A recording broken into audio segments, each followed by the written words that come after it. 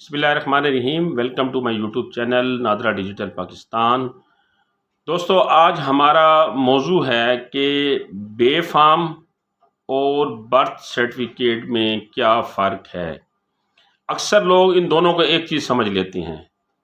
Birth certificate آپ کا بنیادی ڈاکومنٹس ہے، آپ کی پیدائش کے بعد آپ کا پہلا سرکاری ثبوت ہے، اور بے فام جو ہے وہ آپ کے ملک میں آپ کی نیشنلٹی کی پہلی بنیاد ہے.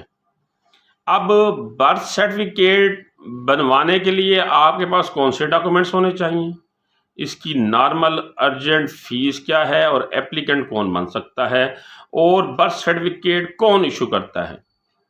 دوسرا کہ بے فام بنوانے کے لیے آپ کے پاس کون سے ڈاکومنٹس ہونے چاہیے، بے فام کی نارمل ارجنٹ فیس کیا ہے، اپلیکنٹ کون بن سکتا ہے، اور سب سے اس میں اہم چیز یہ ہے کہ یہ بے فام کون ایشو کرتا ہے اور کتنے دنوں میں آپ کو بے فام مل سکتا ہے.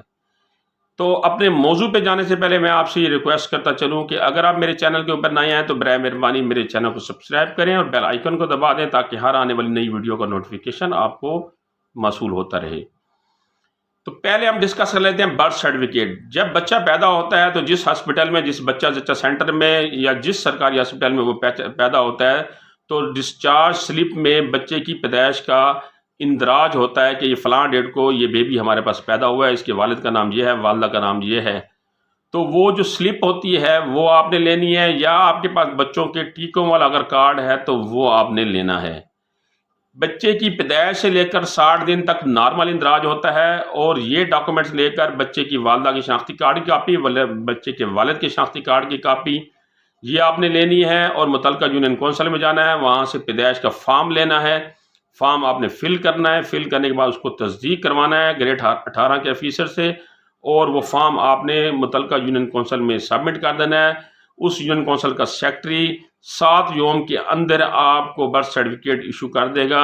اس کی جو نارمل فیس ہے وہ 200 روپیہ، لیکن فیس میں کمی بیشی ہوتی رہتی ہے، یہ کوئی حتمی فیس نہیں ہے. تو یہ تو نارمل اندراج ہو گیا، آپ کا برتھ سرٹیفکیٹ بن گیا. اور اگر آپ کا لیٹ اندراج ہے تو یہ ڈاکومنٹ جو میں نے آپ کو بتایا ہے نارمل سرٹیفکیٹ کے لیے، اس میں ایک اور چیز کا اضافہ ہوگا کہ ایک آپ بیان حلفی دیں گے جس میں یہ تحریر ہوگا کہ ہم اپنے بچے کی بر وقت رجسٹریشن نہیں کروا سکے لا علمی کی وجہ سے یا کوتاہی کی وجہ سے، لہٰذا ہمارے بچے کا جو ہے وہ نام درج کیا جائے، اور اس کے ساتھ آپ بچے کا ایک فوٹو لگائیں گے. اگر آپ کا بچہ 61 دن کا ہو گیا ہے اور آپ نے اندراج نہیں کرایا تو پھر یہ لیٹ پروسیس شروع ہوتا ہے.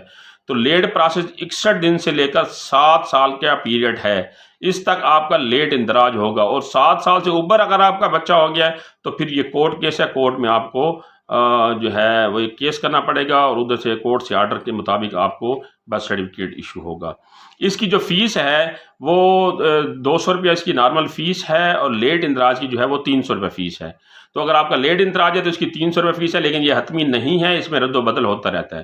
اب یہ 2 طریقے میں سے جو بھی طریقے کے مطابق آپ کی کنڈیشن ہوگی، آپ نے برتھ سرٹیفکیٹ بنوا لیا تو یہ برتھ سرٹیفکیٹ آپ کو متعلقہ یونین کونسل کا سیکٹری ایشو کرتا ہے. اب ہم آتے ہیں بے فام کی طرف.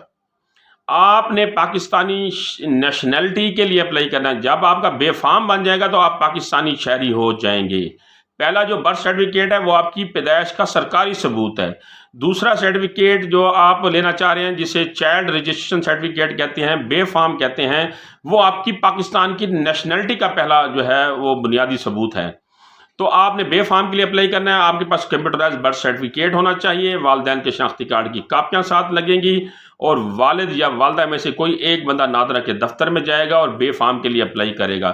لیکن یہ بات ذہن نشین کر لیں کہ والدہ جائے گی تو وہ بچے کے والد کا شناختی کارڈ ساتھ لے کر جائے گی، اور اگر بچے کا والد جائے گا تو بچے کی والدہ کا یہ شناختی کارڈ ساتھ لے کے جائے گا.